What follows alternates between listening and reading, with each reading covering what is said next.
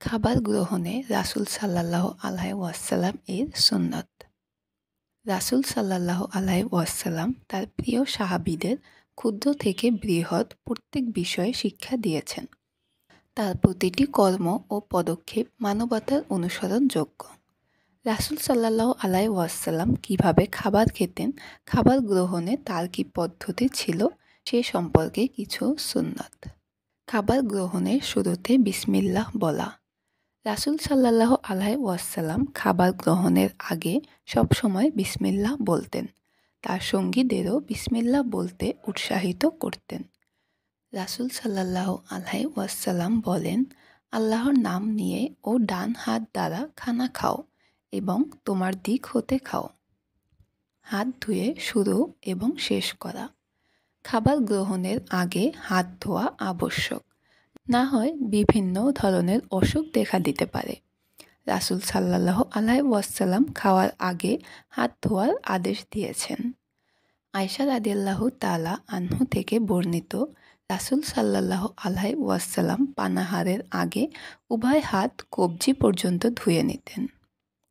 অন্য হাদিসে বর্ণিত হয়েছে, রাসূল সাল্লাল্লাহু আলাইহি ওয়াসাল্লাম খাওয়ার পর কুলি করতেন এবং হাত ধৌত করতেন।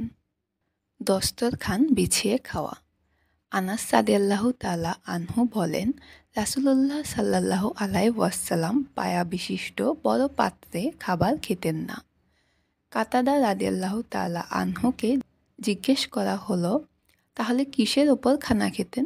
তিনি বললেন, চামড়ার দস্তরখানের ওপর। ডান হাত দিয়ে খাওয়া। রাসূল সাল্লাল্লাহু আলাইহি ওয়াসাল্লাম আজীবন ডান হাত দিয়ে খাবার খেতেন। বাম হাত দিয়ে খাবার খেতে নিষেধ করেছেন তিনি। আব্দুল্লাহ ইবনে ওমর রাদিয়াল্লাহু তাআলা আনহু থেকে বর্ণিত, রাসূল সাল্লাল্লাহু আলাইহি ওয়াসাল্লাম বলেন, তোমরা বাম হাত দ্বারা খাবার খেও না ও পান করো না, কেননা শয়তান বাম হাতে খায় ও পান করে। হাত চেটে খাওয়া। রাসূল সাল্লাল্লাহু আলাইহি ওয়াসাল্লাম খাওয়ার সময় সর্বদা হাত চেটে খেতেন। না চাটা পর্যন্ত কখনো হাত মুছতেন না।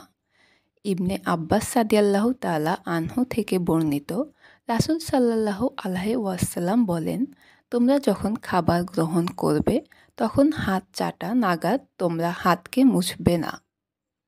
আঙুল চেটে খাওয়া। আঙুল চেটে খাওয়ার ফলে বরকত লাভের অধিক সম্ভাবনা থাকে, কারণ খাবারের বরকত কোথায় রয়েছে মানুষ তা জানে না। রাসূল সাল্লাল্লাহু আলাইহি ওয়াসাল্লাম বলেন, তোমরা যখন খাবার গ্রহণ করো তখন আঙুল চেটে খাও, কেননা বরকত কোথায় রয়েছে তা তোমরা জানো না। পড়ে যাওয়া খাবার তুলে খাওয়া।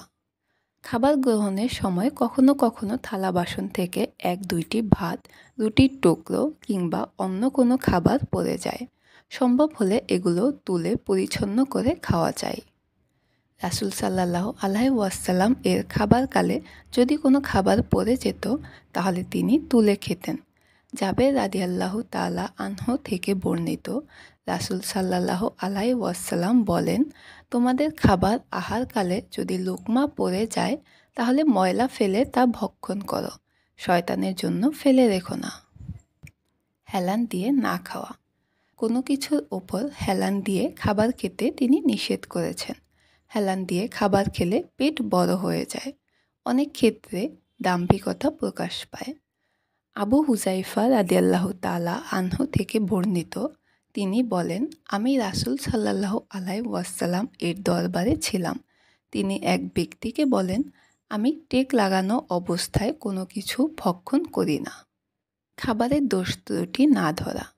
শত চেষ্টা সত্ত্বেও খাবারের দোষ ত্রুটি থেকে যাওয়া স্বাভাবিক, কিন্তু এ নিয়ে পরিবারের সঙ্গে ঝগড়াঝাটি করা নিতান্ত বেমানান।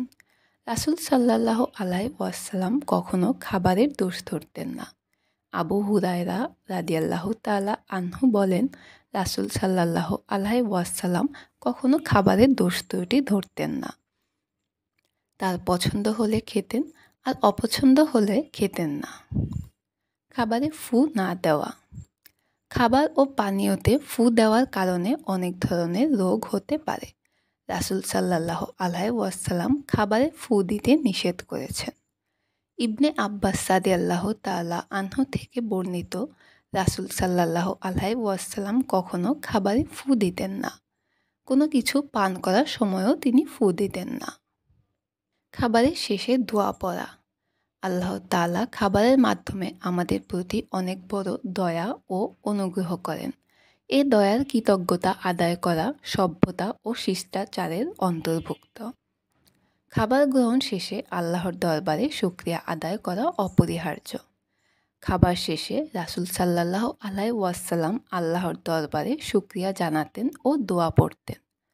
রাসূল সাল্লাল্লাহু আলাইহি ওয়াসাল্লাম এর সুন্নাতগুলো জীবনে বাস্তবায়ন সম্ভব হলে জীবন সুন্দর ও সার্থক হবে। আল্লাহ আমাদের তৌফিক দান করুন।